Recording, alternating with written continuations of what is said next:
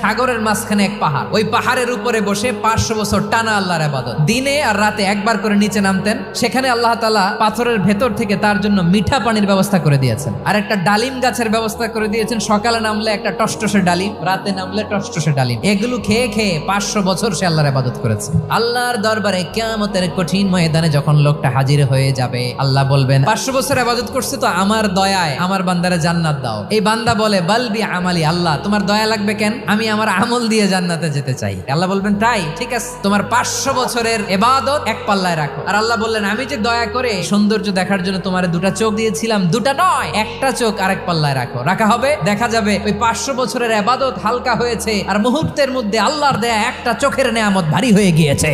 ফলাফল দেখো, হিসাব বলে তুমি এখন জাহান্নামে যাবা, যাও এবার জাহান্নামে যাও। এবার লোকটা কাচুমাচু করে বলে আল্লাহ এবার আমি বুঝতে পেরেছি তোমার দয়া ছাড়া দুনিয়ায় কেউ জান্নাতে যেতে পারবে না।